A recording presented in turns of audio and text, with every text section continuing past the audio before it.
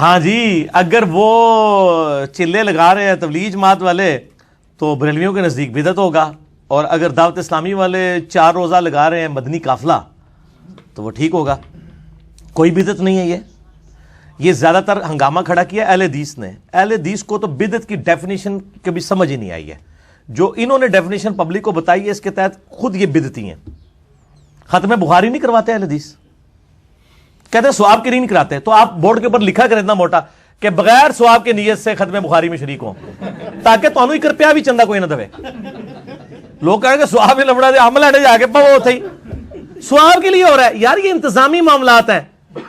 یہ آج ہم نے جو اتوار والے درس قرآن کیا ہوا ہے، نبی علیہ السلام تو جمعرات والے دن درس دیتے تھے، ہمارے لیے اتوار زیادہ کنوینئنٹ ہے۔ انتظامی معاملات کے اوپر کبھی بدعت کا فتویٰ نہیں لگتا۔ علماء کے درس نظامی کے جو کورسز ہیں 8 سال کا 10 سال کا، یا قم یونیورسٹی میں 17 سال تک بھی شیعہ پڑھتے ہیں، یہ انتظامی معاملات ہیں، یہ کہاں سے بدعت ہوں گے؟ تو ظاہر کچھ تو انہوں نے کرنا تھا نا، سروزہ بنایا، چلہ بنایا، یا 7 مہینے یا سال ایک کورس ریوائز کیا انہوں نے، یہ انتظامی معاملہ۔ ہاں یہ بدعت اس صورت میں بنے گا اگر کوئی کہ یہ اس حوالے سے دین کا حصہ ہے کہ جس نے سروزہ نہ لگایا وہ گناہگار ہوگا، پھر بدعت بن جائے گی۔ ٹھیک ہے، بدعت کے اوپر میرا مسئلہ نمبر 75A اور 75B ڈیٹیلڈ ریکارڈڈ موجود ہے۔ اس میں نے بتایا کہ بدعت کے حوالے سے، اسی طریقے سے اسلام میں اگر کسی نے اچھا طریقہ جاری کیا ہے، صحیح مسلم میں حدیث ہے کہ جس نے اسلام میں اچھا طریقہ جاری کیا تو جاری کرنے والے کو بھی ثواب، جتنے لوگ اس پہ عمل کریں گے ان کو بھی ثواب۔ بدعت نہیں، سنتن حسنتن اور سنتن سیئتن، اور جس نے اسلام میں برا طریقہ جاری کیا۔ اور طریقہ میں بتا دوں، جیسے یہ ویڈیو کیمرہ ہے، یہ اسلام میں اچھا طریقہ ہے۔ گھڑی کے اوپر نماز کی ٹائمنگ فٹ کرنا، فکس کر دینا، اچھا طریقہ ہے اسلام میں۔ سافٹ ویئر حدیثوں کے بنانا، اچھا طریقہ ہے اسلام میں۔ تو میں نے بڑی ڈیٹیل سے بتایا کہ اچھی بدعت اور چیز ہے، بدعت ہوتی ہی بدعت ہے، چاہے اچھی ہو یا بری وہ غلط ہے۔ اچھے طریقے جاری ہو سکتے ہیں، وہ آپ جتنے مرضی کریں، تسبیح ہے، کاؤنٹر ہے، جس سے یا حج کرنے کے لیے ہم جاتے ہیں، بحری جہاز میں پہلے جاتے تھے، اب ہوائی جہاز میں جاتے ہیں، پہلے لوگ پیدل بھی جاتے تھے، تو یہ اسلام میں اچھے طریقے۔ اس طرح مسجد میں قالین، کوئی یہ کہتا ہے جناب تھلے اس پکے دے اتے اس قالین دے، منہ طرف خانہ کعبہ شریف اور AC شریف، اللہ اکبر، یہ دین نہیں ہے۔ یہ دین کو سپورٹیو چیزیں ہیں، دین کو سپورٹیو چیزیں، لیپ ٹاپ ہو، یہ ساری چیزیں یہ اچھے طریقے، اور مسلم شریف میں حدیث ہے جس نے یہ جاری کیا اس کو ثواب ملے گا۔ اور میں کہتا ہوں یہ جس نے بھی یہ کام کیے ان کے لیے صدقہ جاریہ۔ البتہ جو تعلیمات ہیں تبلیغی جماعت یا دعوت اسلامی کی، ان سے ہمیں علمی اختلاف ہے، وہ میرا اب لیکچر پیچھے ریکارڈ ہو چکا ہے۔ دعوت اسلامی اور تبلیغی جماعت والوں کو نصیحت یا اس طرح آپ لکھیں، اور میری مخلصانہ نصیحتیں، ہم ان کی جو ہے نا وہ ان چیزوں سے اختلاف کرتے ہیں، باقی ہمیں طریقے سے نہیں ہے۔ وہ پہلے بریلوی کہا کرتے تھے جناب، آپ کو پتا ہے بڑا مشہور ایک شعر تھا کہ جی آتچ لوٹا گلیچ استرا ستھن چھوٹی گردن موٹی، اے سنو جی، ستھن چھوٹی یعنی شلوار چھوٹی یعنی تہمت چھوٹی، گردن موٹی، گلیچ توا، ٹھیک ہے جی، تے سر تے استرا تے چک بسترا، تے وہ کیا کہ کہتے ہیں کرا ٹینڈ تے چل رائے وینڈ۔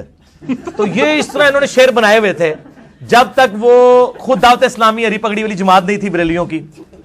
اب وہی لوٹے بھی انہوں نے اٹھائے ہوئے ہیں، بسترے بھی انہوں نے اٹھائے ہوئے ہیں، ٹھیک ہے، اور ماشاءاللہ شلوار بھی ٹخنوں سے اوپر کرتے ہیں۔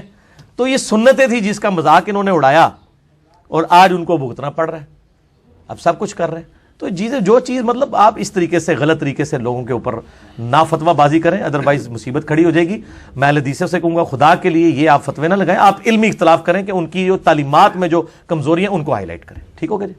ٹھیک انشاءاللہ۔ اکثر ایسا ہوتا ہے جب ہم لوگوں کو حق بات بتاتے ہیں تو پلٹ کر جواب دیتے ہیں بھائی لکم دینکم ولی دین، اپنے قبر میں جانا میں نے اپنے میں جانا، بحث کی کوئی ضرورت نہیں ہے۔ یہ جناب یہ لگ پتہ جائے گا انہوں نے جناب، اے جڑے آدھے نا لکم دینکم ولی دین، یہ اپنے دنیاوی معاملات میں تو کبھی نہیں ایسے کرتے کہ آپ اس کو کہیں کہ یار یہ دیکھیں جب آپ کے لیے جو گورنمنٹ نے اناؤنسمنٹ کی ہے کہ جو اپنا شناختی کارڈ دکھائے گا اسے 1 لاکھ روپے دیا جائے گا اگر وہ جیلم کا شہری ہے، تو ادھر تو نہیں کہیں گے لکم دینکم ولی دین، تو ہی لائے میں نہیں لینا۔ دین میں اگر کوئی کر رہا ہے یہ بھائی حرام ایسے جو کرتا ہے، یہ ذہن میں رکھیں۔ قرآن حکیم میں اللہ تعالیٰ نے سورہ جو السجدہ ہے نا جی، پارہ نمبر 21 کے اندر، سورہ السجدہ، اسے سورہ الف لام میم السجدہ کہتے ہیں، اس کی آخری آیت ہی یہی ہے، اور میں نے یہ آیت آخری نصیحت کے طور پر سرچ پیپر نمبر 4 امام الانبیاء کی دعوت قرآن صلی اللہ علیہ وآلہ وسلم پہ بھی ڈالی ہے۔ اللہ تعالیٰ فرماتا ہے، آیت نمبر ہے 22 اس کی، سورہ سجدہ کی، وَمَنْ أَظْلَمُ مِمَّنْ ذُكِّرَ بِآيَاتِ رَبِّهِ ثُمَّ أَعْرَضَ عَنْهَا، اس سے بڑھ کر ظالم کون ہے جس سے نصیحت کی جائے اللہ کی آیات سنا کے، کہ اللہ سے ڈر، بھئی نماز پڑھ، ماں باپ کے ساتھ اس نے سلوک کر، اللہ نے اس حرام کیا ہے، یہ برے کام جو تو کر رہا ہے چھوڑ دے۔ اللہ فرماتا ہے اس سے بڑا ظالم کوئی نہیں ہے کہ جس کو ایسے سمجھایا جا رہا ہو اور وہ روگردانی کرے۔ اِنَّا مِنَ الْمُجْرِمِينَ مُنْتَقِمُونَ، ایسے مجرم سے ہم انتقام لے کر چھوڑیں گے۔ اللہ نے کتنے سخت الفاظ استعمال کیے کہ ایسے مجرموں سے ہم انتقام لیں گے جو لوگ ان کو اللہ کی طرف بلاتے ہیں اور اس کے بعد وہ اس سے روگردانی کرتے ہیں۔ ٹھیک ہے جی، یہ بڑا خطرناک معاملہ ہے۔ اور ایک اور آیت بڑی سخت ہے، سورۃ المؤمن، سورہ غافر کی آیت نمبر 10 ہے، ان الذین کفروا ینادون لمقت اللہ اکبر من مقتکم، جن لوگوں نے دنیا میں اللہ کا انکار کیا، یعنی جن کو اللہ کی طرف بلایا جاتا تھا اور وہ روگردانی کرتے تھے، اللہ تعالیٰ فرماتا ہے کہ اللہ تعالیٰ ان کو قیامت الدین خطاب کر کے کہے گا، ان الذین کفروا ینادون لمقت اللہ اکبر من مقتکم انفسکم اذ تدعون الی الایمان فتکفرون۔ اللہ تعالیٰ فرمائے گا کہ دنیا میں مجھے اس سے زیادہ کوفت اور تکلیف ہوتی تھی جتنی آج تمہیں میرے عذاب سے ہو رہی ہے، جب تمہیں دنیا میں میری طرف بلایا جاتا تھا اور تم مجھ سے روگردانی کرتے تھے۔ اس سے زیادہ سخت الفاظ قرآن میں میرے نزدیک کوئی نہیں ہے۔